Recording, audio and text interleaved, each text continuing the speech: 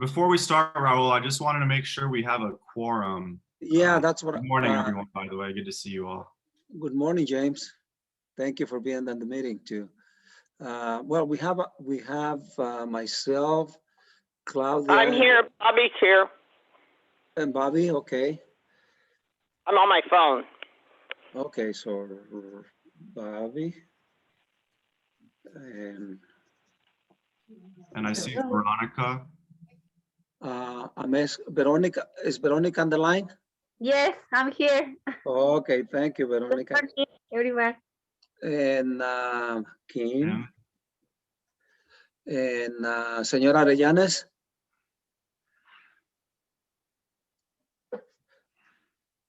Lomeli. Arturo. Claudia just called and said she's having login trouble, so I'm sending her the login information again. And I also saw Brianna texted me and said the same thing. So let me see what's going on. And I see Robin, so that makes 5. So we would just need one more. Yeah.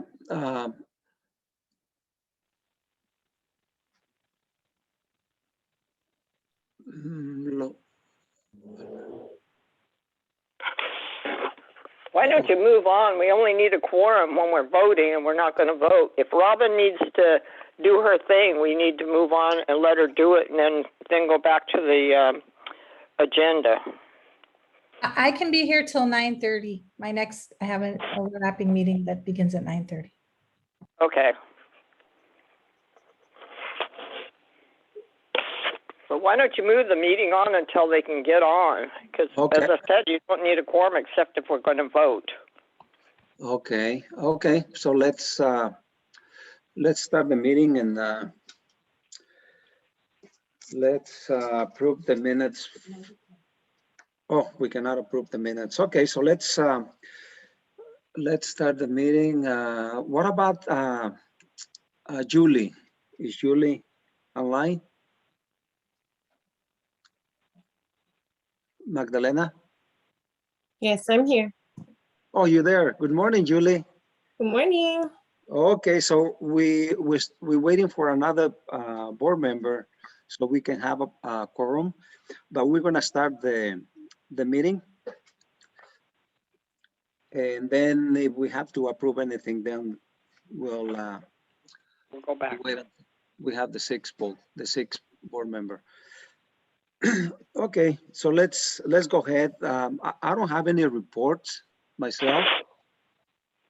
And then Claudia, Señora Arellanes, it's having problems getting online. And then it would be you, Julie. Sure. You will be next. Sure. No problem. Good morning, everybody. Thank you for having me. I'll be brief. My name is Julie Castro Cardenas. I'm an economic development specialist with the city of Santa Ana. And I'm just going to go through a couple of items. Special events in downtown Santa Ana and citywide, unfortunately, are still not allowed. We have to wait for minimal restrictions. I was looking into other counties throughout California to see if, outdoor festivals or outdoor gatherings were allowed at some level. And I researched that Alpine County up near Sacramento, they're in the yellow tier, which is the lowest restriction, and still outdoor festivals are not allowed. And even like cultural ceremonies, they're at 50% capacity. Outdoor dining and indoor dining is still at some level of restriction. So we'll just have to hang tight for a little bit longer. We could, however, in downtown Santa Ana, have existing businesses like restaurants and retailers pull outside and operate outside on the sidewalk and reserve parking spaces in front of their brick and mortar units and operate outdoors. They just have to contact me if they need a parking space so that I can give parking enforcement the heads up and the parking meters the heads up. That's on that. The bid budget for 2021. Thank you, Santa Ana Business Council, for sending that over. I received it. And I'm in the process of working with the city attorney's office to identify what the protocol is to taking that to city council for approval if needed, or if it could be approved internally through the city manager and the city attorney. So I will be following up with you on that. Thank you, Julie. Of course. And, you know, it looks as though business is continuing. There's only been a handful of businesses that have closed in the downtown, unfortunately. And, but, you know, the great majority have continued. Some businesses are still active, but they're working from home or remotely. And so we're hoping that they come back at some point in the future. And the reason that I speak on that is because the bid is dependent on business license tax and bid tax. So thus far it's looking good. And I hope that you get, you know, that Santa Ana Business Council and Downtown Inc. can receive the full $100,000 that's customary. But for now, I would still encourage everybody to just be conservative with funding. As you know, the city receives business tax typically March, April, and then every single month we receive additional payments from businesses. So it's not like we get a one lump sum at the beginning of the year. So just, I'll keep you posted as we receive that revenue. Thank you, Julie. Julie, our businesses, you said that businesses are paying partial payments on the license? Yes, yes. So in an effort for the city of Santa Ana has established, and you know, we've always had this, but a little more now, we're offering payment plans for businesses to pay their business license and their bid fees on a monthly basis. Oh, because we understand that, you know, not everybody has the money up front. Right. And that's also what's causing a little bit of a decrease in the bid funding. So, but things are looking good maybe by the middle of the year, by June, July, we will have some money already. I would say that there should be some, because business tax licenses are typically expire March 31st at the end of this month, and are expected to renew it at the end of this month or during the month of April. So it takes at least 30 days for the city to reconcile their books, and I would say by May, June, July, it'll start looking a little bit better. But remember, there's some folks that are paying monthly and not paying all at once. Oh, okay. But every month I ask our finance department how much money is available in the bid account. And then I communicate that to Ms. Arellanes. And I basically say, this is how much is available. Please submit a invoice for reimbursement. And we've had that communication ongoing. Oh, okay. Just moving on, outdoor dining and retail sales. I touched upon that earlier. Just our businesses in downtown Santa Ana specifically are allowed to pull out into the sidewalk. Citywide, restaurants and retailers can use private parking lots, but not so much public streets. There's a little bit of flexibility there, but if you have somebody else outside of downtown, please let me know. That I'm happy to help them. Okay, and thank you. That's it for me, Raul. I think I have a, now. Thank you. hello. I have a question. I am sorry I entered late in the meeting. I just couldn't log in. This is Claudia. Good morning, everyone. Good morning, Senora. Yeah, I'm sorry. I'm on my phone and I don't know how to put the screen on, so I'm sorry.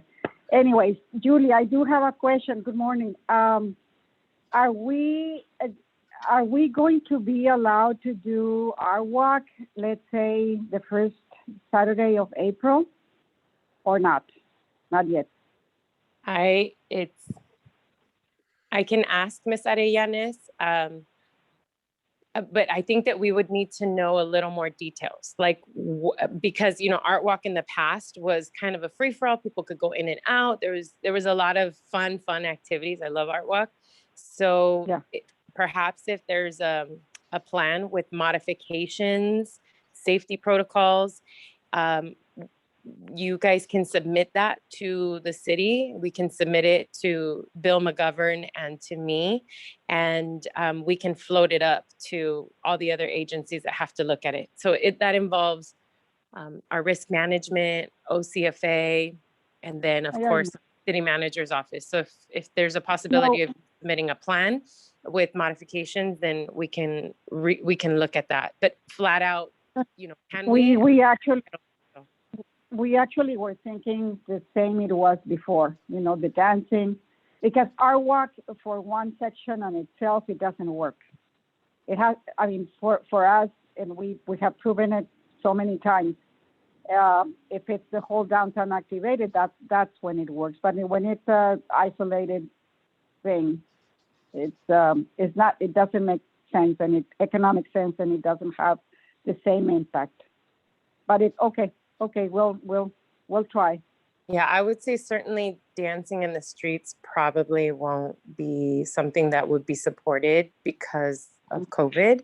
But if, let's say that the galleries wanted to pull outside into the sidewalk, as long as they leave 4 feet for pedestrian flow, that would go under the category of retail, where retailers can pull outside.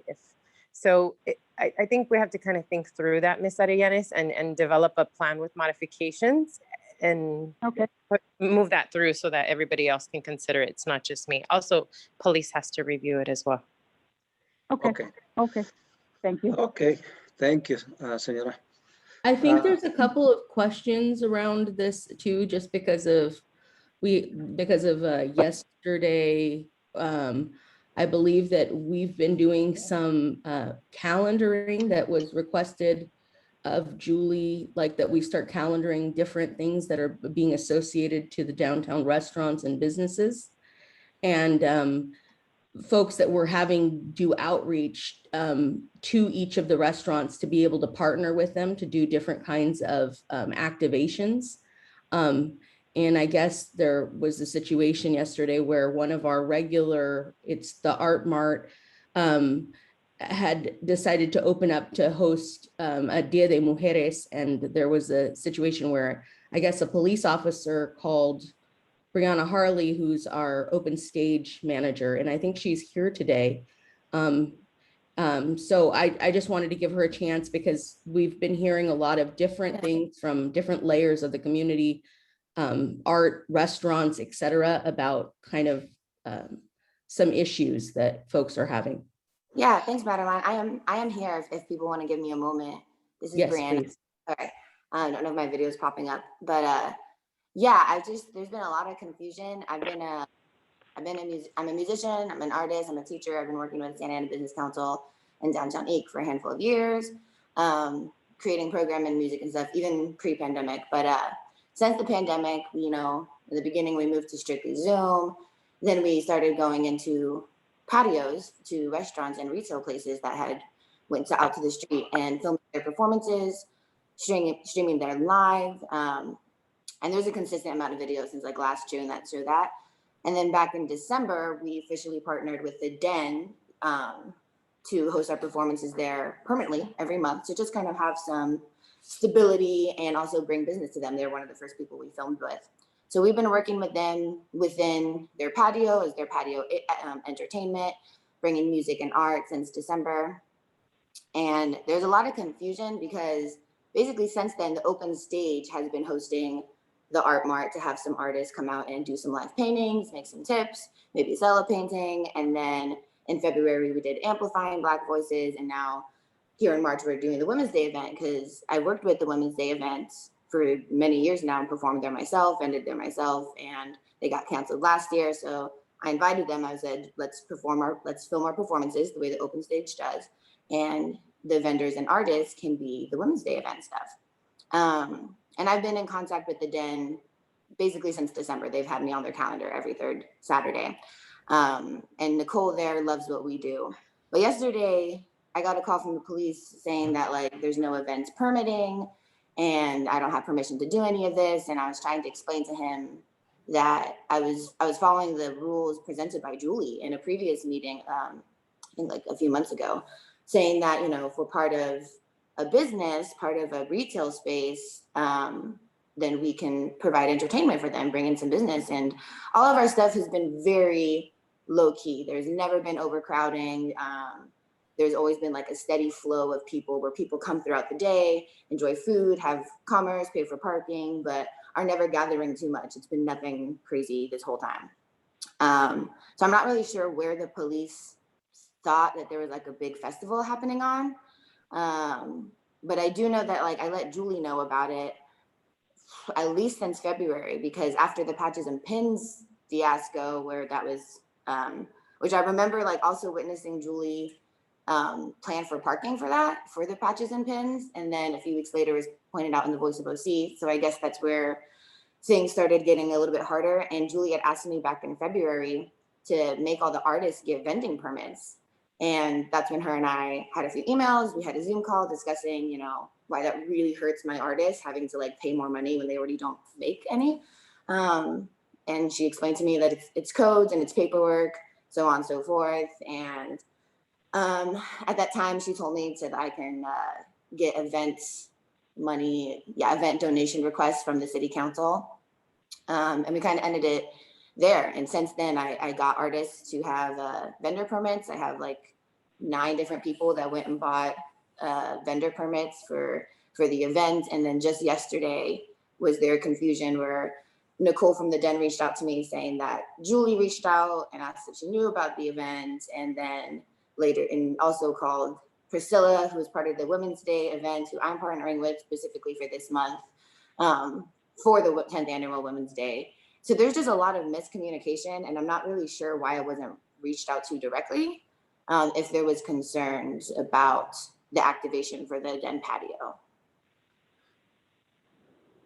Okay, well, This thank you. is important, Raul, because we've been booking a lot of different folks in those spaces. All the bookings have been going through Ryan Smoller at Downtown Inc. He's been putting them into the calendar, which is something that Julie asked us. And if our vendors, for instance, the 9 vendors that she had go and buy permits are now shut down, and all of the things that we have calendared are shut down, what's going on for us is that means that a new rule has been created. And so when you say that we've asked our businesses, Claudia Nafa and Maricela went around and asked the businesses if they had the ability to do what Julie is saying, to pop out. And most of the businesses have told us they do not, because they don't have extra staff. It's very hard for them to, but we can stimulate outside sales by having people coming through downtown through the vendors.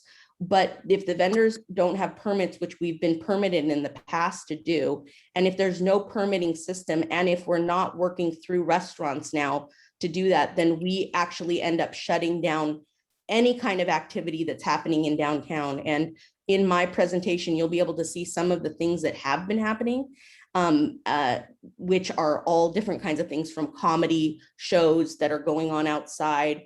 And everything is done COVID safe. Everything has proper programming. There's no conflicts of masses of people and all that stuff. It just makes downtown feel open. And especially the Artist Village, which is suffering. We just had new openings happening in some of the restaurants down there, but there's that specific area needs activity more even than the East End. And the West End, now that Perlas and others have moved in, has created more activity in that area in the restaurant. So the Artist Village is dead though, because it's the whole area surrounded by art centers that are closed. So in order for our businesses to get extra foot traffic, they need something added to that area in order to activate. Well, Julie? Yeah, sure, I can chime in. What do you think, Julie? Yeah, so couple of points for clarification. The existing restaurants and retailers are allowed to pull outside into the sidewalk, expand their outdoor dining, as long as they leave 4 feet of pedestrian way. If they want to use parking spaces, then they just have to give the city the heads up so that, you know, we give enforcement the right updates. And then with regard to any outside vendors anywhere in the city, business license, basically reached out to me and reached out to Brianna stating that, you know, these folks needed a business license, the gratuitous business license, which is, the maximum amount is like $28 for the year, and then it decreases every quarter. And so that's the conversation that was had with Art Mart and the art makers that are on that. Now, previous to some of the events this year, all of the outdoor activity was welcome. It wasn't drawing any attention. It was very functional. It was, the safety protocols were in place, like Brianna was saying, mellow, low key. And then just recently, another staff that's in charge of film permits saw the Downtown Inc. newsletter and saw the Women's Day Festival. And so the communication between the film permit division and PD, that conversation arose and said, hey, do these folks have a film permit? And so I don't know. I think that it's a bit over the top to require a film permit for something that kind of just is very grassroots and community oriented, but I'm not in charge of film permits. So hopefully they can, see past this. I'm not sure. It's not my authority to say who needs a film permit or not. So that's kind of what drew the attention for the Women's Day Festival. Priscilla reached out to me yesterday and she, was upset. And so I explained to her what could be done as far as working with restaurants and working within their patio space.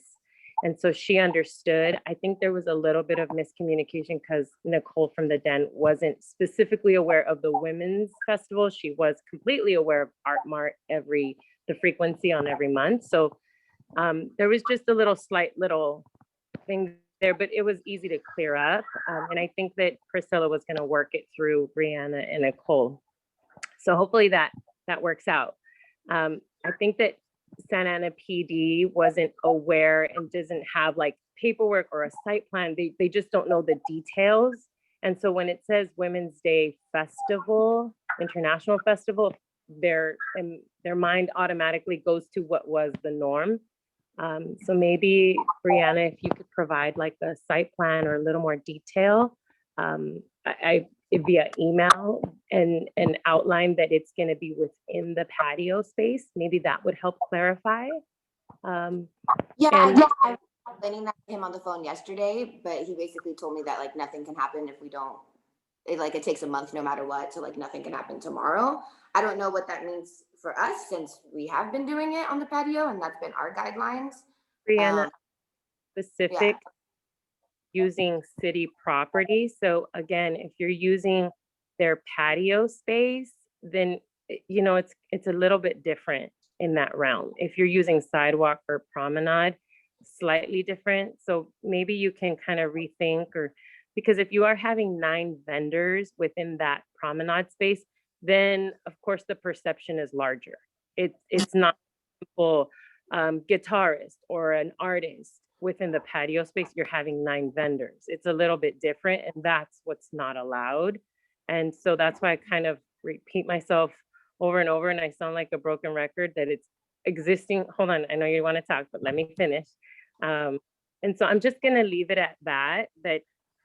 That's really fine, and that's understandable, but I would have permit is another thing. Because you had me get 9 vendors, now your money back. I really just need to defer to Bill McGovern on PD functions. And if you can help explain to him, maybe via email with the site plan and copy like the restaurant owners, and then just show how small scale it is and that it's within their patio space, then maybe the city won't have purview over that. That's kind of where I'm going. And as far as the business license, that's kind of a separate topic. It's a requirement for anybody that sells in the city. It's communication, because they were required to get vendor licenses because of this request. And then at the same time, there's miscommunication within the city. You understand? Like I'm hearing different city officials tell me different things. One saying I need a permit, one saying I don't need a permit, one saying vendors have to have a business license. So then we get that, but then we can't have, you can't be in the patio. So Let me help be clear. uh, Let me help what I'm clear. wait, I'm sorry, I'm so not done. But what I'm hearing is just so many miscommunications within the city. And as somebody trying to help the city and help the businesses, that's really hard. And it's honestly made me want to leave the city. I really care about it because I'm an artist. I grew up there. That's my first is there. I want to give back to the community. But all of this miscommunication inward that brings miscommunication and false information to people trying to help hurts the community so much. So it seems like, and I don't know where that miscommunication is coming from, but it's hurting so many people. And it's something that I don't think I'm going to be able to continue with much longer unless there's communication within the city between the downtown liaison and the business licenses and the police, and they all are on a front on what is allowed and what isn't. But just to spread a bunch of false information to us and continue to hurt people is just wrong. And that's what I'm not. Brianna, thank you so much for saying all those issues that you have, but I think we have to move on, and I think you have to talk to the city and Julie and all those issues. Yeah, it's no problem. I just wanted to make it clear that thank you. I had a lot of support from Santa Ana Business Council, and I love working for them. But it wasn't until Julie was brought into the picture that miscommunication started to happen with the event. Okay. I just want to make that. Okay, well, thank you. We have to move on the agenda. Thank you, Brianna. Yep. Thank you so much for that. Thanks. Okay, Magdalena, we have to move on the agenda.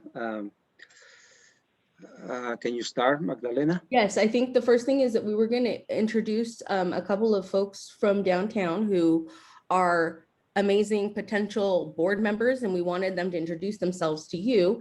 And those two folks are Alexis Garces and Lonnie Buenostro. And I'd love for each of you guys to just share a little bit about yourself, what you've been doing in downtown.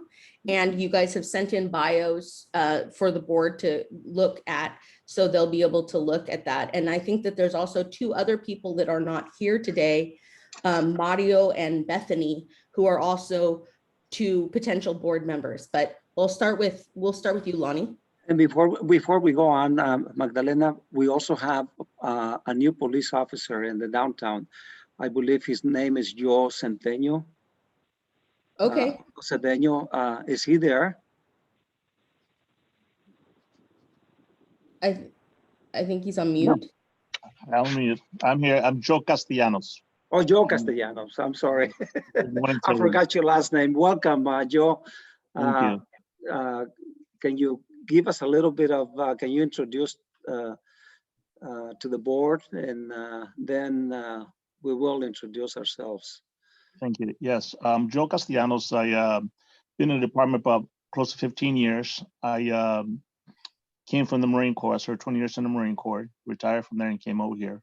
I worked at downtown probably about 6-7 years ago when it wasn't a detail yet. I worked at the Civic Center in the downtown area, and I worked special enforcement here with the PD.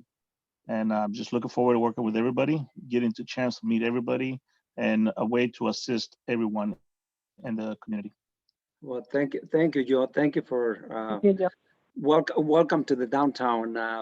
My name is Raul Yañez, business and property owner in the downtown for over 40 years, and also president of Santa Ana Business Council. Who wants to be next, Magdalena? Okay, so Lonnie, do you want to introduce yourself? Yeah, sure. Hi, my name's Lonnie Buenostro. I am a lifelong resident of Santa Ana. I'm a realtor and also the founder of Amiga Social Club. It's a group of women empowering all women in our community. We focus on professional and personal development. So we do that through workshops, meetups, special events. We've had to change everything because of COVID to Zoom. So for the last year, we haven't done any in-person. We're having our first meetup again this Sunday at Alta Baja under their guidelines, and there is a limited capacity for that. So we've arranged that with them. So we're happy to start doing things back in downtown. So thank you, Lonnie. One of the reasons I thought that Lonnie would be amazing is because she is in professional development, and as our board begins to do working, it would be nice to have someone who's really covering that area. And I know that we're adding some new professional development as according to our strategic plan. So I just wanted you guys to know that we already have a professional development group working with us, and we are going to continue building on that. Okay, so Alexis, did you want to go? Sure. Hi, everybody. I'm Alexis Garces. By profession, I'm a marriage and family therapist, but I'm here because I founded Santanetta Living, which is just all merch based on the city of Santa Ana, just to promote and highlight, all the goodness that we have here, culture and things like that. And the other part of Santanetta Living came Gente Market, which, pre-COVID it was outdoor market and still is. However, we also added online marketplace, primarily Latino owned, and actually primarily women owned. So we highlight all of these, vendors, pop-up vendors, small businesses, some of which, do have brick and mortar retail businesses in the city. But most of these vendors are just barely starting out and, learning the process of, how to actually start a real business, with licenses and all of that sort of thing. So those are the two things that I run, and that is within the city of Santa Ana. Okay, thank you, Lonnie. And with, well, that's Alexis. And with Alexis, what was really important is that what I've realized is I've been tracking with a lot of these vendor groups. And for instance, one of the ones that we haven't had at all since COVID started is the Witch Walk. And what I realized, because I had Lacey actually telling me what her vendors were making, is she had 100 vendors and each of those vendors were making over $500 per event. And she did it 12 times a year. That's $600,000 coming through the city just as a base amount of these vendors. And not only do they bring business, they also, all of their vendors have their licenses through the city. So the city's making money on that. It brings foot traffic into downtown to help supplement what the businesses are doing. So it creates more traffic in general in downtown. These things are very important for us to start looking at because these younger vendors are bringing audiences that we don't have into downtown, and they're discovering downtown through them, and they need to be taken seriously. And when folks have large events with like 100 vendors, to tell those people that, for instance, those groups of people, even the folks that are in Art Walk for a whole year now and more, none of those vendors have made that money and they depend on that money.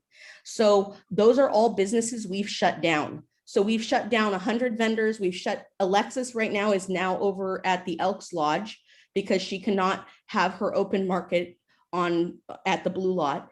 And all of these folks, we want to retain and keep them because they actually help our businesses to do better. And we know that for a fact, and we can show you the numbers. So I just wanted to put that she's amazing because she's a startup in our own city with our own people creating their own products that have the potential to become a Suavecito someday, which now owns a business in our downtown. So that's why they're very important. And I think that next time maybe Mario and Bethany will be here so that we can hear from two other potential board members. Alex, Magdalena, thank you. And thank you to Alexis also. But Raul, let's may introduce. Raul, it's yes, Julie. Can I ask a really quick question to Lonnie and Alexis? Sure, go ahead. Hi, Lonnie. Hi, Alexis. Hola. Just wanted to get an idea of the setup, Lonnie, maybe with Alta Baja. I met with Delilah. I go over there often. Are you utilizing their outdoor patio and the indoor, like 25% capacity inside? It's actually, she has a 25% limit for outdoor. And that's what we're doing. It's only 25 people. And we sold tickets where it was 1 ticket per group. So every group up to 4 people max are going to be seated together, and then she has all her tables with social distancing and all that. Sure. So she And has just- very strict guidelines. So the way that we went about it is that we're following her guidelines versus us trying to make, our own or whatever. So there's Are there, and mask and all that. And I'm a big fan of all things special events and, flea markets and all of that, Art Mart.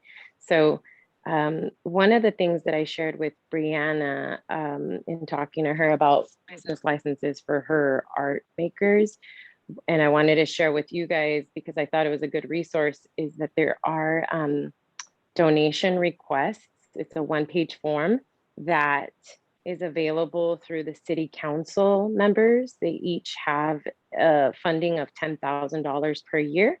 And if you submit that form, I believe there's some rules, like you have to be a 501c3 or you have to go through the neighborhood association in order to acquire the funds.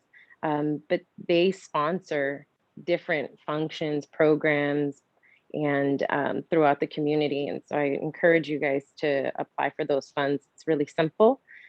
Alexis, for the Gente Market Night that you're doing at the Elks Lodge, I so wish you were in downtown still. And hopefully you'll come back. Me too. I know for those, I know that you've been pretty great at getting business licenses for your folks. And they also have them on their own.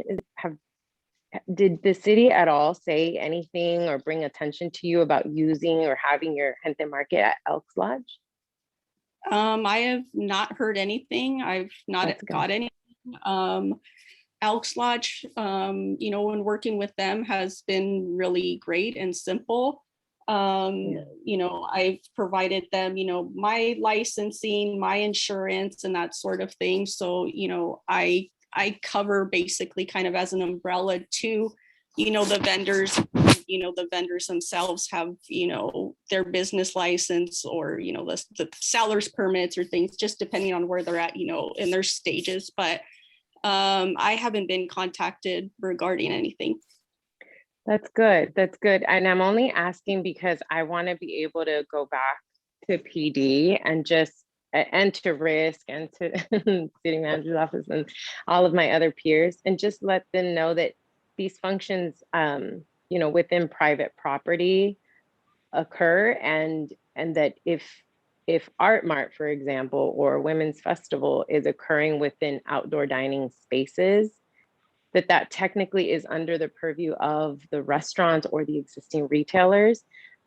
Because I understand where Brianna and, there's some inconsistencies. I think what's happening is that people are being extra sensitive and reactive to different measures. So that's why I was asking about Lonnie's and about Alexis, about your setup. And it seems as though if you're within the private property, then I don't know how much purview the city has. And I'm not saying that we don't, I'm saying I'm not sure how much say we have when it's within private property. But certainly when it's public property, then, everybody kind of gets to have a say. But thank you. Thank you for sharing, Lonnie, Alexis, appreciate it. Julie, thank you. Share that link with us that you were speaking of. Yes, I'll do that.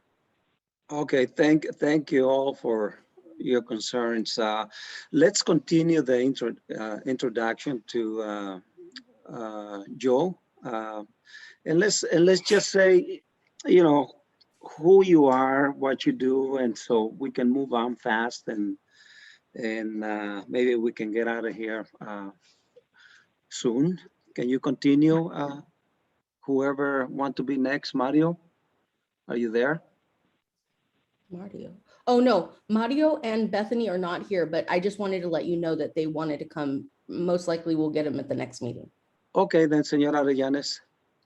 No, it's Madeline. Madeline. Oh, introduction. Okay, Claudia Arellanes, Secretary of Santana Business Council. Arturo, is he there, Senora? Arellanes, no, he's not. Who else is there? Magdalena. Oh, are we still going through the introduction? Yeah. Okay. Well, the introductions are done. So we only had 2 people today that were introducing themselves to the board so that we could think about them for bringing them in. We also had a few things that we needed to check on because there was an internal document that we found out through the legal team that said that the city says that our groups are only allowed to have 12 board members. And one of the things that we want is if that is the case and there's some legal precedent, what we wanted to do is make the folks that come in honorary board members. But right now we're still trying to find out the details of that stipulation by the city. Anyway, moving on, we did some strategic planning. We had a first meeting in our board and some of the first goals are already begun. And I just wanted to go through those really quickly with the board. And one of the goals was a mural map, which helps for visitor engagement, and it's maps, tours, and artists. We have that already begun. And I'll say a little bit more about that. The other new project is downtown directories, which we're having priced out right now to find out about how that will work. We also want in the future historic building plaques so that people, when they do tours of the historic buildings, they'll be able to have the stories on the buildings, etc. Then the second professional goal development is our business strategy meetups, which is another professional development. And I'm going to defer to Sarah and to Maria to be able to share right now. I believe that my screen it's available for anyone. So you guys should be able to pull up your presentation for the beginning of the business strategy meetings. So Maria and who you said? Magdalena? Sarah. And Sarah, Maria. Yes, good morning, everyone. Thank you for having us here again. We will do a quick run through of our program. It's going to be shared on the screen shortly with you all. So buenos días a todos. Gracias por esta oportunidad de hablar de nuestro estrategias de negocios. We're going to be doing a quick presentation shortly. So 1 second, bear with us. In the meantime, my name is Maria Gonzalez. I was born in Mexico, but grew up in Santa Ana, and I have a background in marketing and basically supporting small businesses. And you may have seen some of the shows that I go around and I introduce business owners in a short film, and it's called the Hot Hour Show. So that's where you may recognize Maria or the hot tortilla from. Yes, we do.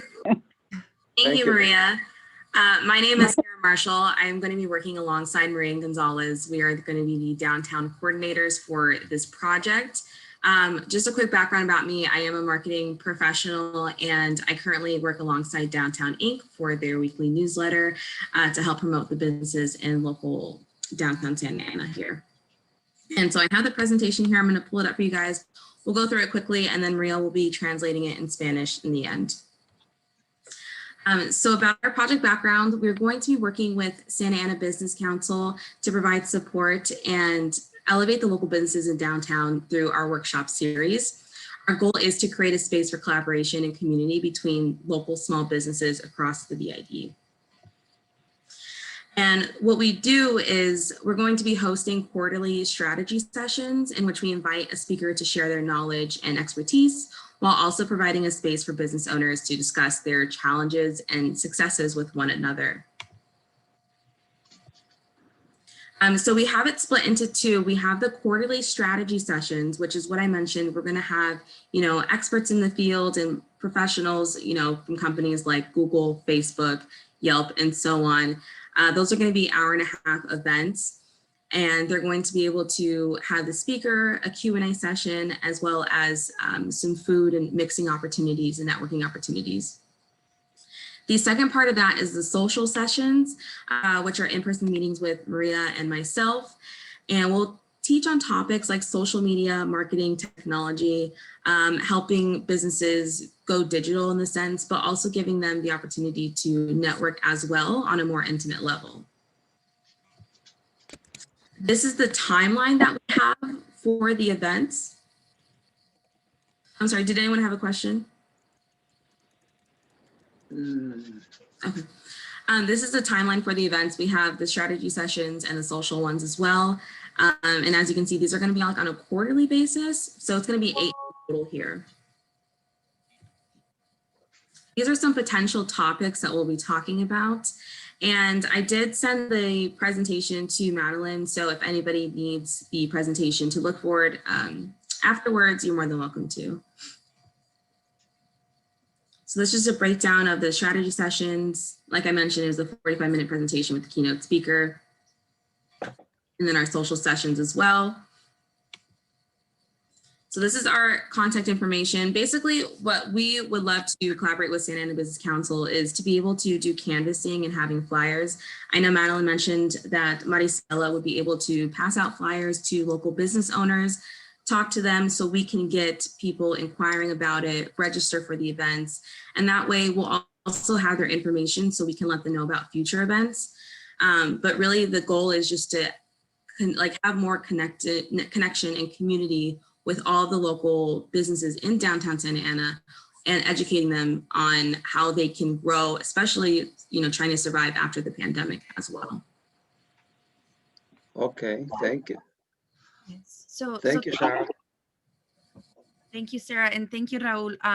Just in Spanish, briefly, nuestro objetivo para estas clases es ayudar a los negocios trayendo expertos en, sobre temas como mercadura, cómo tener una presencia digital, y por eso vamos a tener estas les decimos talleres para que tengan una oportunidad de trabajar con nosotros y con los expertos para poder tener un poquito más negocio aquí en Santa Ana. Thank you, Maria. So like Sarah mentioned, you guys should have the presentation. If you have any questions, please now you can ask, but we're ready to go for the first ones, and we really want to, start working with the businesses. We planned out some dates, and our first one would be April 29th. And we have a flyer ready to go, as soon as, everyone gives us the green light. We're ready to bring in marketing experts, create this safe space for networking opportunities amongst the business owners, and just ready for you guys. So there's going to be flyers going to the businesses, and then you're going to make appointments, Maria, to each business to have to help them out on whatever needs they have. So we have flyers in English and in Spanish that will be distributed. We have set dates, so they're quarterly sessions or juntas trimestrales. So we have certain dates like April, July, October, December, where we all come together. And then we have additional dates, which is more of like those one-on-one smaller group workshops, which will be like in May, in between months. So like May, June, August, and September. Okay. Okay, thank you. Any more questions to Maria? I just have a question about cost and the length of the service. Yeah, so we do have a actual breakdown, and I already sent it to Madeline. I'm more than happy to share it with anybody here, and you can also contact me as well. But it's a very thorough breakdown on how much the cost would be. The total investment for the entire year would be $8,000, and $2,000 of that is going towards our food budget for the quarterly events. And Maria, Madeline, and I have discussed, we believe that it's probably fair to charge $15 for those events, but for the smaller social sessions, we will not be charging for those. Those are free to the community. Okay. And the sessions for the business owners to learn the marketing, I'm sorry, would you repeat the cost for that? Yes, of course. So for the quarterly strategic sessions, that would be, I think per event, it's, Maria, do you have the numbers? Let me see real quick. Yes. Yeah, for the strategic, it's going to be about 1,300 to 1,500. 300 to 500 of that is going to be for food budget, just depending on the event. And again, we're thinking about charging $15 per person for the food cost itself. And whatever money that we make from that can go towards other events. The big thing though is for our December event, it's going to be on December 16th. That is going to be a holiday event. So we plan to make a little more room for the budget for that. But for the total investment, as I mentioned, it's going to be $8,000 annually for 8 sessions. And for the social sessions, it is a smaller amount. I believe it's only $500 per those sessions, and there's no food cost for that as well. And is that a cost that Santa Ana Business Council would sponsor, or is that a cost that the business owners would pay? So this is something that Alfredo Amezcua and our board in their strategic plan wanted our budget to go towards these professional business meetings. So it's an allocation that the board is making towards professional development in the downtown, along with the professional development that we already are doing. So these are strategic goals that our board is making with our funds. I see. So this would be free to the business owners, is that? Yes. Okay, thank you. That's wonderful. Can I just clarify? I looked at what you had sent, Madeline, and the way it looked to me, there was the strategic and then there was the social. I think this is a wonderful idea as an overlay to this, but as I understood it, it looked like all in, it would be about 14,000, 6,000 for the social events and 8,000 for the strategic. I just want to make sure like bottom line for Santa Ana Business Council, if we agree, is going to be what's the total amount for social and strategic. And then my other question is how would you be paid? Would it be per event that we would pay, or would you want it up front? Like just those nuances. It is per event, and it is 8,000 in all, the total for the year. Oh, okay. So that would include both the social and the strategic. Yes, yes. And Okay. what they're doing specifically is making sure that folks for instance, for the sessions where they're learning social media, these guys are actually doing the job of connecting the place like Facebook to our downtown, bringing them, hosting it, setting it up in one of our locations, making sure that the space is like a socially distant, et cetera, making sure that all of it is done so that, which allows them to really focus on the quality of the service and being able to do that outreach and one-on-one for businesses. Yeah, I think it's an excellent price, really, and just going to be an excellent service for the community. So I think we're lucky we found you, or you found us. Thank you so much, Kim. And yeah, as you guys can see on the screen, this is the project breakdown for it. I sent Madeline the document for this, but if anyone would like to take a look at it for themselves, please feel free to contact either Maria or myself. Sarah, is this a contract that we have to sign with you in order to do this events in the downtown? What we have to do is the board just has to agree that that this strategic planning goal would be fulfilled, which is a project request. So we went out, we sourced and found folks that can actually run these sessions, and then they've come and presented to you today. And then the board already asked for this funding allocation. So what we want to do is the board just has to agree to either like that this strategic planning goal would be successful. And one of the other things that was asked for is that we had a Spanish newsletter so that the newsletter that we already produce is translated and passed out on the ground. And as you can see, Maria speaks Spanish and they're able to do that translation so that we can have that newsletter as well. So those are the big things, is the communication to all the folks in English and in Spanish, and then these quarterly meeting sessions. So, I mean, you guys, today they presented, you guys can put it on the agenda for next time and make decisions as a board. Okay, thank you, Magdalena. I like to see that information that Maria sent you. Okay, great. Can you send it to me today? Yes, of course. Okay, thank you. Okay, let's move on to the next item. The next thing is we were going to do before Robin leaves, we were going to do the review of Boca de Oro, and she had a little reel that she wanted to share. Okay, go ahead.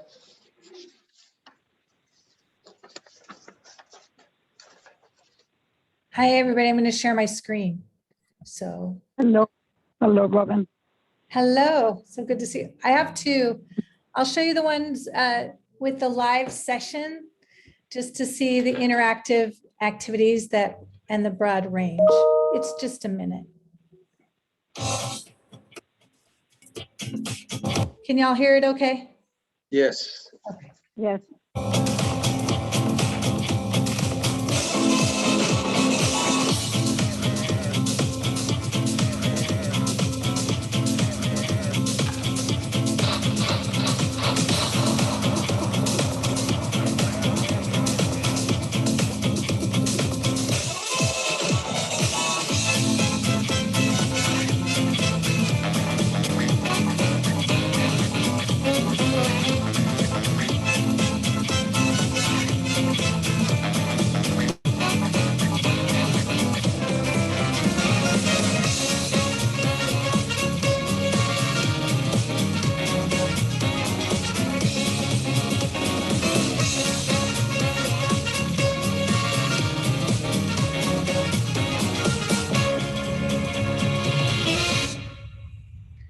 Do you want to see the other one?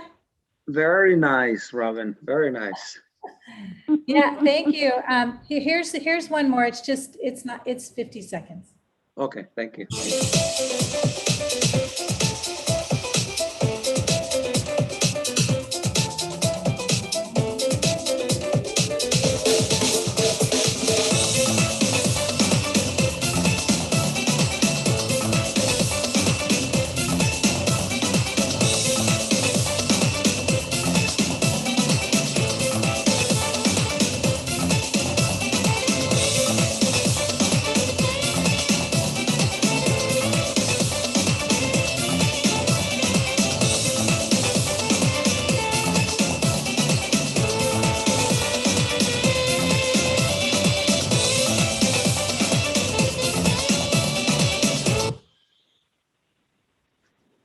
Nice.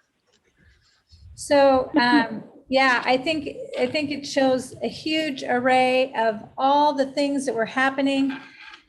What a heavy lift, but what an amazing event that just brought so many people together. We had 156 presenters, 109 sessions.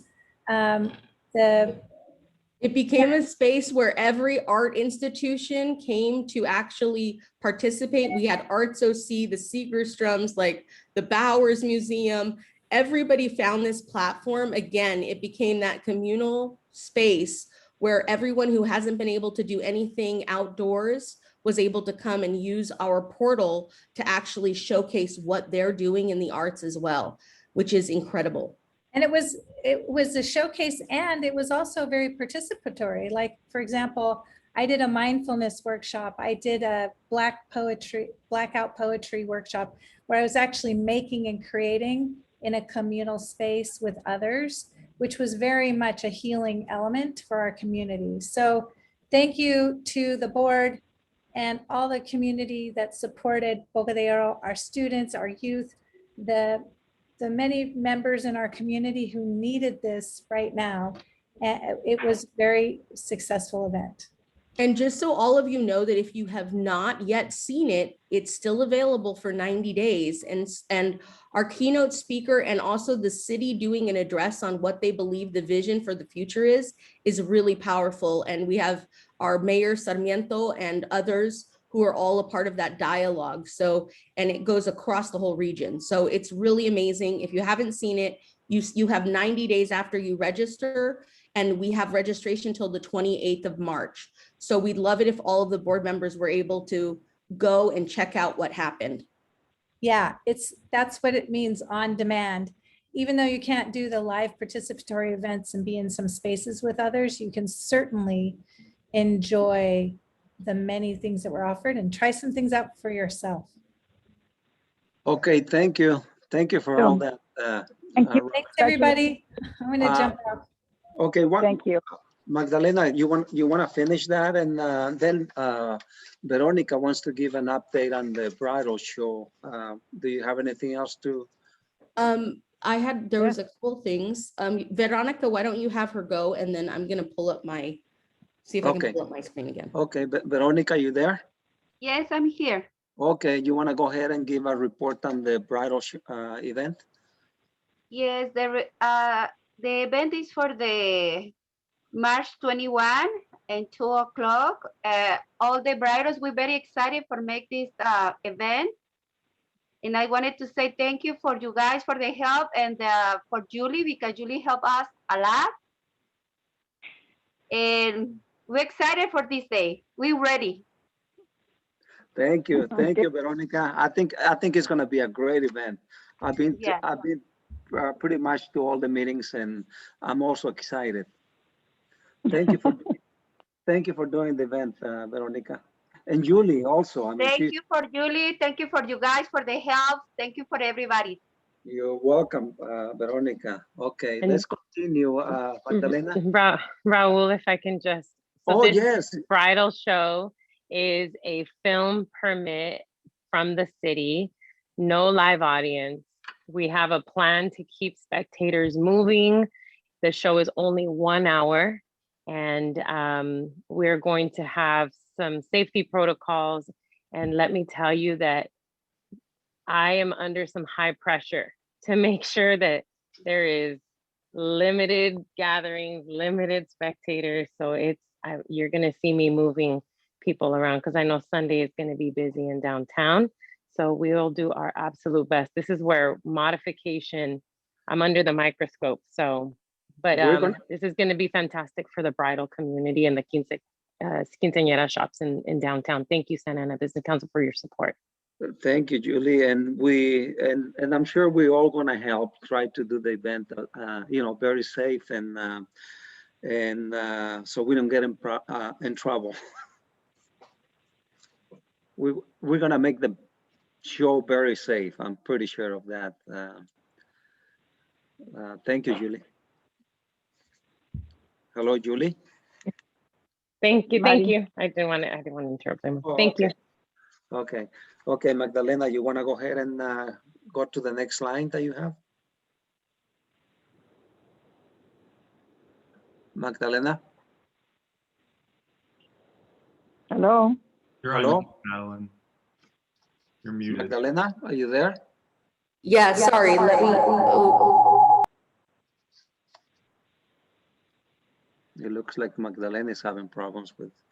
Are you showing these pictures, Magdalena? Sorry, can you hear me? There's a huge echo. Yes. Oh, okay.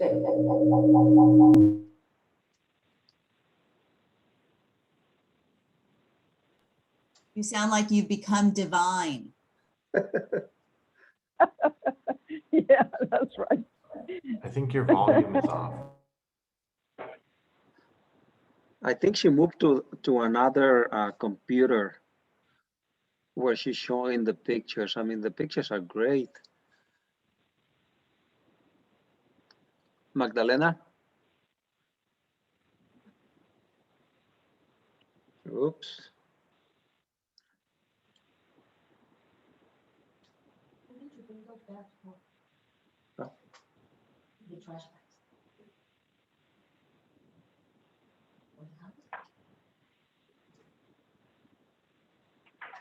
Sorry about that. Here we go. I'm going to go back for a minute.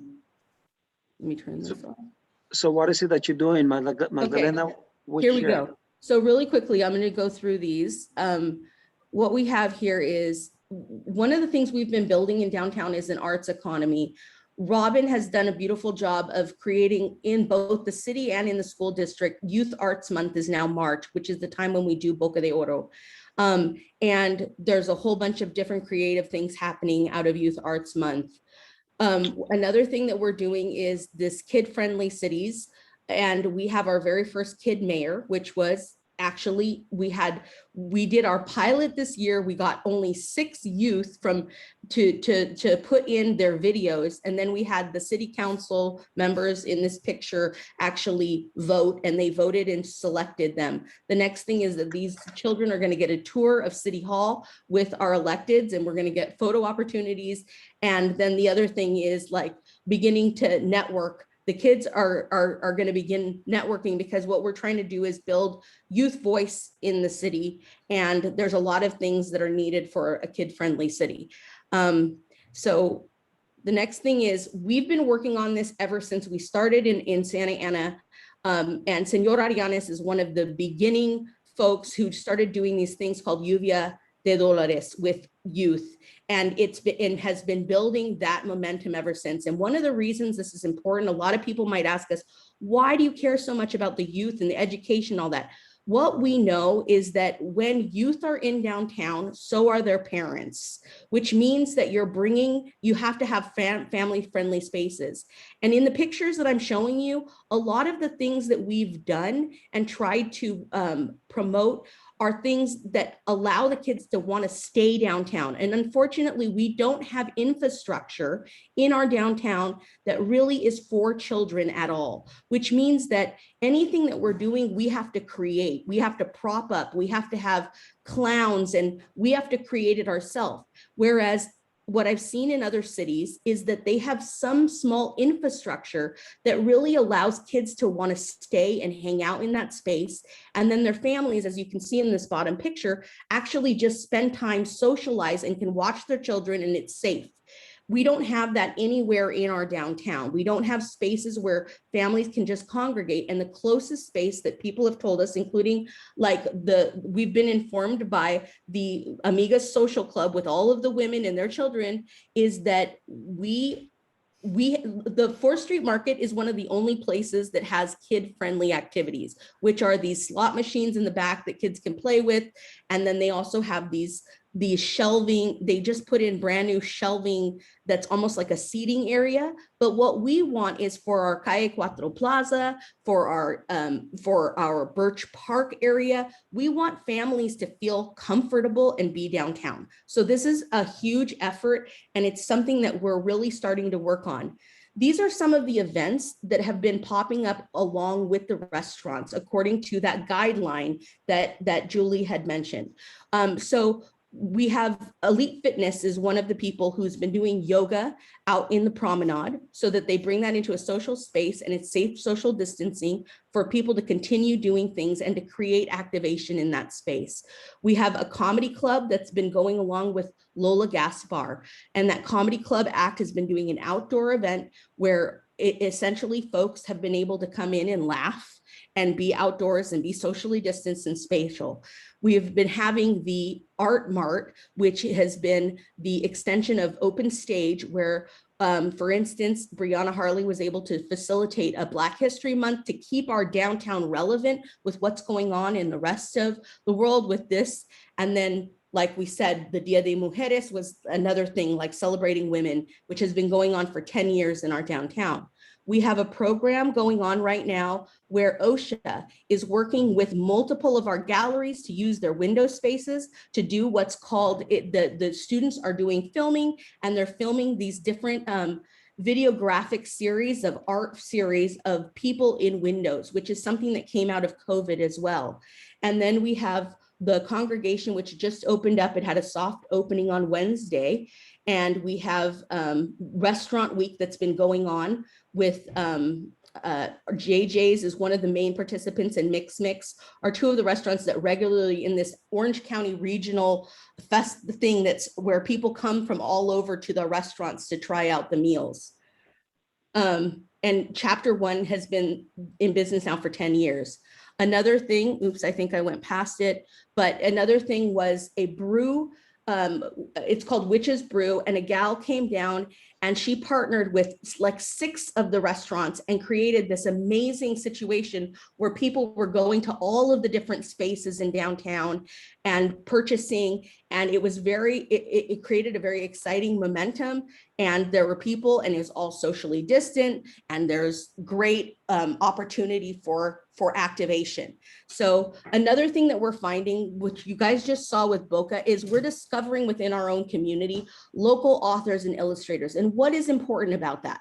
The importance is that we have, if you can see on the right, which it's kind of small, you have Ernesto Cicernos, who was was a person who was an author in our community, unknown, hadn't gotten any attention for his book.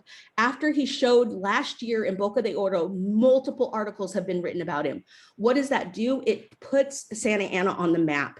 People learn about authors that are coming out. We have Romina Ramirez, who's doing children's illustration, as you saw. We have a woman, Hiba Shibluk, who's done Where is Bijou? These are children authors. We have adult authors, and we found scores of folks in this community who just, they're not celebrated, they're not recognized, but then they come through this festival circuit and they become recognized. Our name starts spreading. Regionally, people start noticing us. This year is one of the first years where all of these book communities started coming in through a woman who brought like 5 or 6, and what these are their professional author communities that help to shoot up people's careers when they're in these areas of, because they create a support system.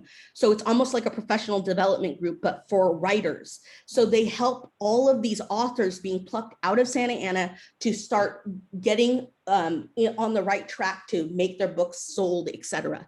And it's amazing. So the other thing is the alleys. Why are the alleys so important? Well, the alleys and all of the spaces being utilized not only is great because they're getting youth involved in the painting of the murals, but it also, as you can see on the right, provides a space that people want to come out to. And who do you see there? Families walking through these alleys, going to these alley galleries, etc. And it keeps things moving in terms of activation of space.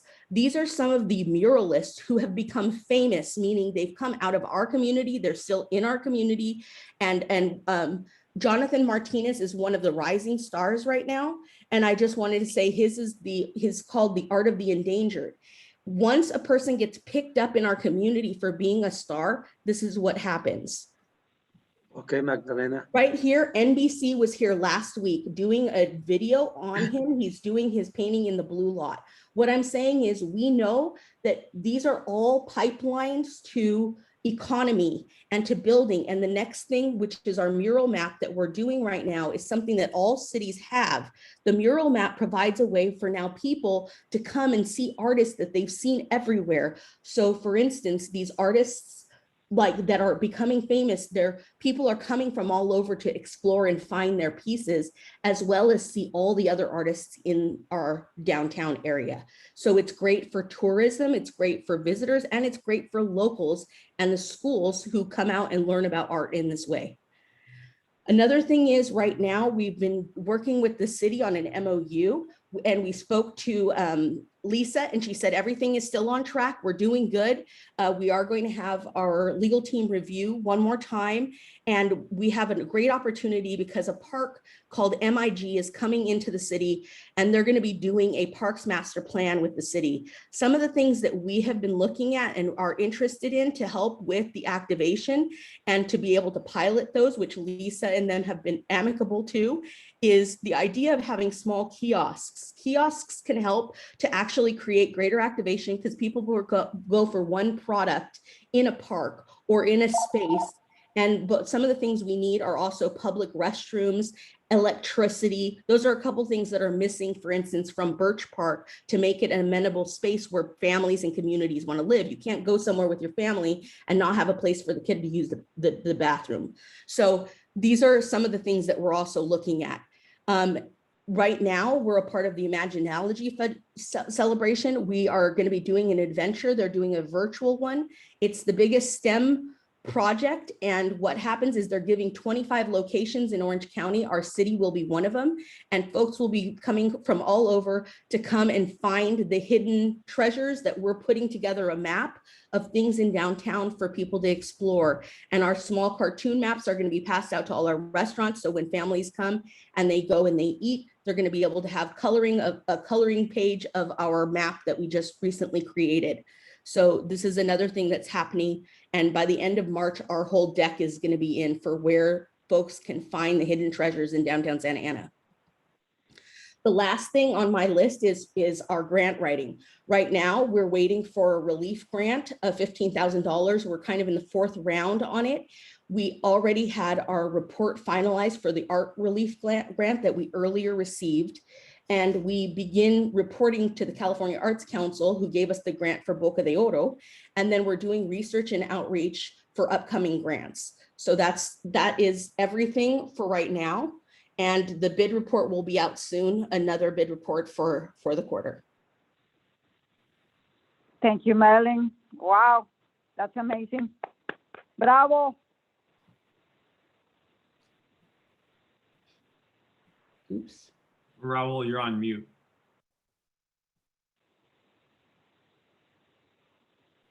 Hello. Thank you. Yeah. Okay. Thanks, Magdalena. Do we still have? Who do we have on the online?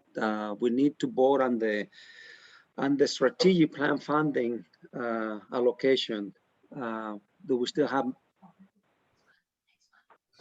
Magdalena, who do we have? You mean, you mean as a quorum? You just need someone to second and then? Well, we also need to approve the minutes in the consent calendar. Do we still have quorum? Yes.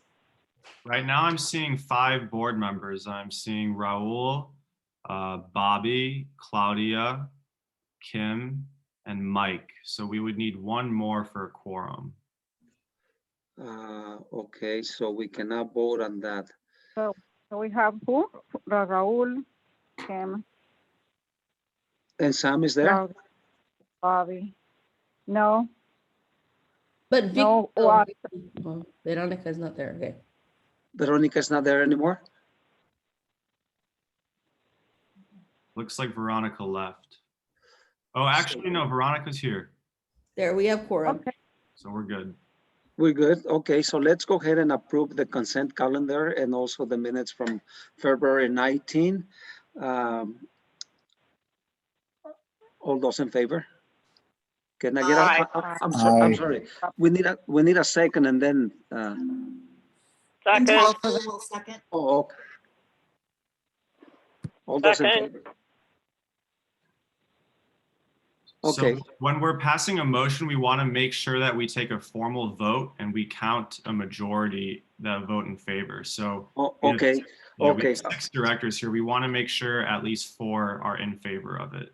Okay. Okay. So let's get those votes. Who's in favor? Aye. Claudia. Aye. Aye. Aye. 4, 5. Anybody against? And me 6. So Aye. Veronica says 6. Okay, we're good. Have any against? You gotta have against. Okay. Okay, let's count again. No, you just ask. Do you have 6 for it? Do you have any against it? Is there any against? No. Just passes. Okay, the motion passes. Thank you, everybody. Okay, so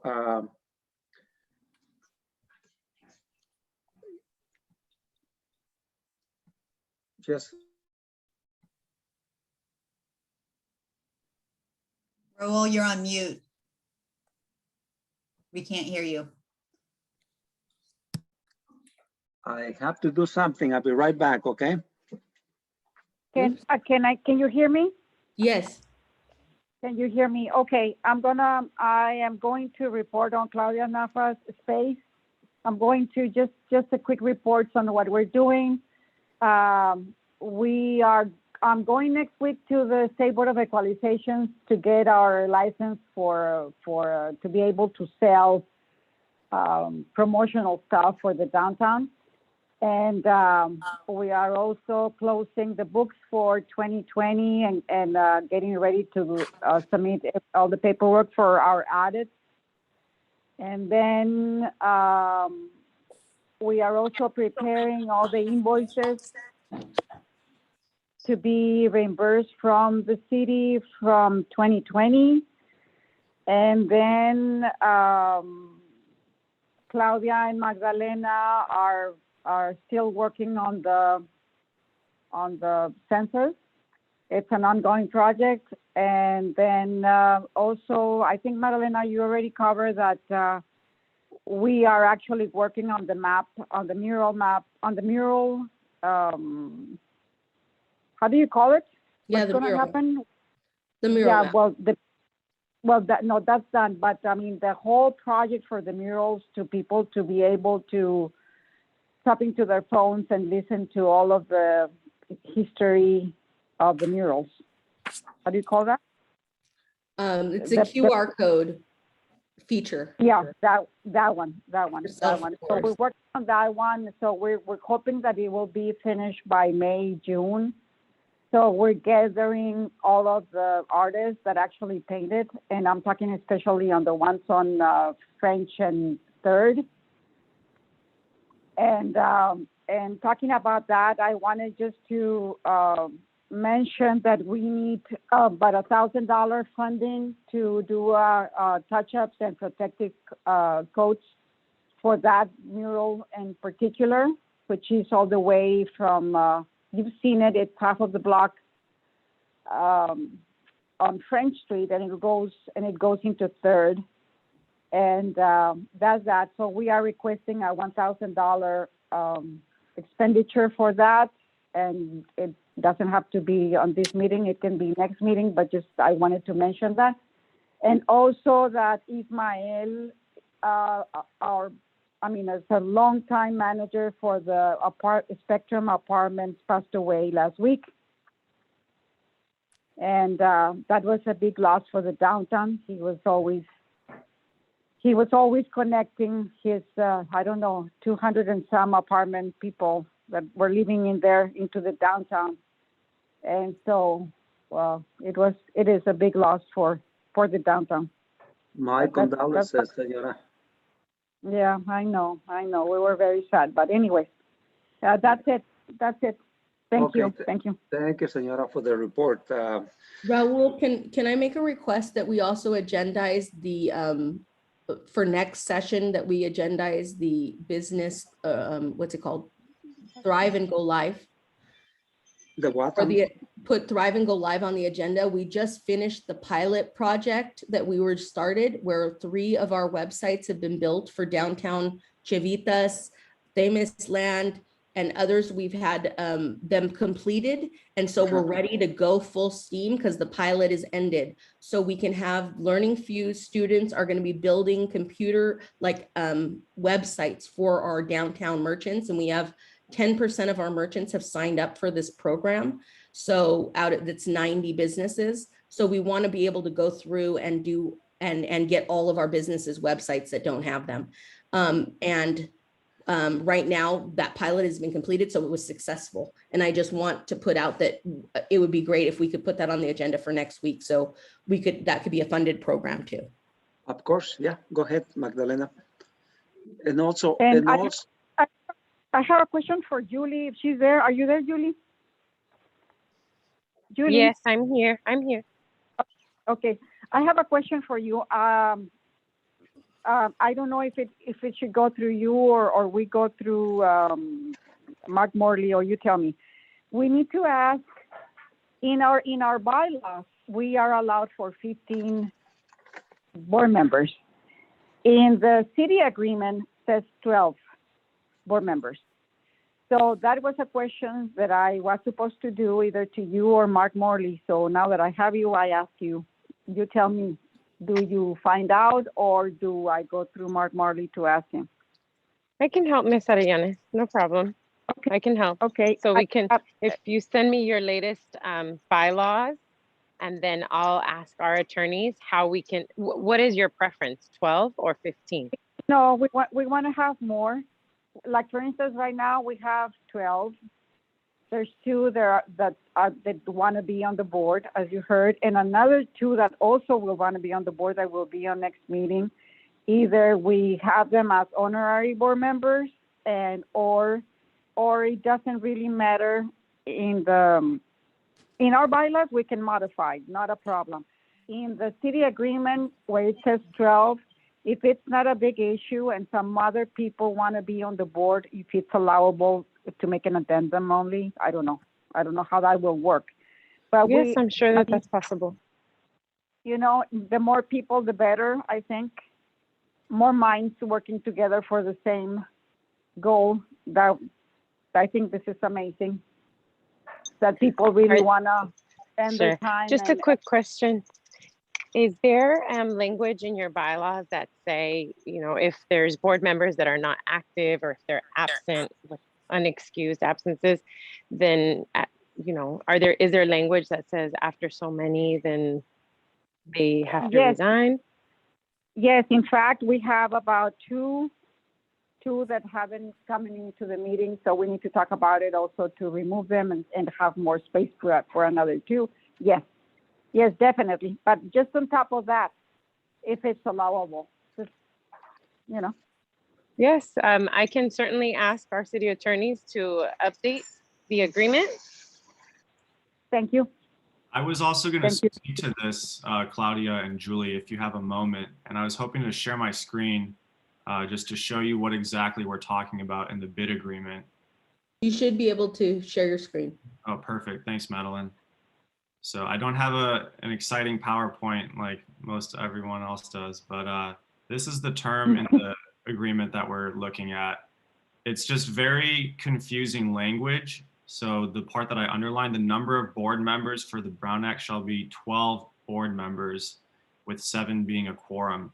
So we think this just means that whenever we have 7 SABC board members, it needs to be an open public meeting like we're doing right now. But we're not clear if it also means that we can only have 12 board members or we need at least 12 board members. So this is why, as Claudia was saying, we would just like clarification from the city. It's been my experience that obviously the quorum is 50 plus 1, and that's why that 7 is there. But I can certainly get that information. James, if you or Ms. Arellanes, somebody can email me the latest bylaws, and then I'll run it up to our city attorneys, and I can certainly copy Ms. Arellanes and whoever else needs to be included. Thanks, Julie. Thank you. Thank you, Julie. Okay, and I guess Senora Arellanes, I guess we're going to have to talk about that this week.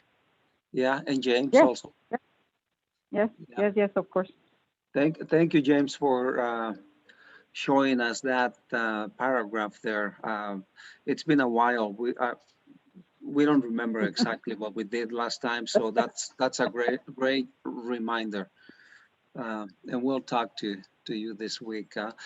One more thing that I need to add to the meeting is that on the budget, we need to vote. So I am going to send in the next 2 days, I'm going to send to all the board members the budget for the bid and also for OCTA. And so we need to approve that. And I guess we have to do it by email. It's do that sounds good to everybody? Yes. Yes. Okay, thank you. Thank you. So is there any more questions or comments? I have a question. I did not get the full name of the new downtown police officer. Can you do it slow? Is it Joe? What is his last name? Castellanos? Let me spell it for you. C as in cat. Yeah. C as in cat, A as in apple, S as in Sam, T as in Thomas, E as in Edward, double L, A as in apple, N as Nancy, O as in Oscar, and S as in Sam. Thank you very much, because our business manager, I need to let him know that we quite frequently have to use the downtown officers. And we welcome you, Mr. Joe, to the downtown. Yeah, we're glad to have you there. We're very glad to have you. I'm Bob Brooker from the Santa Ana First Presbyterian Church, and so quite frequently we do need to call you because we have activities that we don't want. Thank you. Yeah, so we're here to help, so just keep us posted on what you need. Mr. Castellanos, sorry that I stepped in and I spelled your last name. I didn't know that you were there. I'm sorry. Oh, that's fine. You did a great job. Thank you. I heard a lot of good things about you, Joe. Thank you, sir. Thank you. You're very welcome. Okay, so I need to go to work, and I thank you everybody for being in the meeting. Thank you. All right, this meeting is over. Adjourned. Thank you. Thank you. Have a good month. Bye-bye. Bye. Bye-bye. Bye, everyone. Bye. Have a good weekend. Good Friday. Yep. Yes, you too. My goodness, we miss you. I miss you guys. Love you. Bye. Gracias, Verónica, por el reporte. De nada, señora Raúl, gracias. Raúl, do we have Veronica's invoice? Yes, I have it. Morning? Yes, I do have Okay. it. I got it yesterday. Okay. And I So, also have so some Jo- copies of checks. Good. Jolis will be there in about half an hour, okay? Okay, that's fine. Half an hour. How about 45 minutes? Okay, good. Okay, All at right. 11. Okay, have Okay. a good day, everybody. Thank you for being in the meeting. Thank you. Bye-bye. Adios.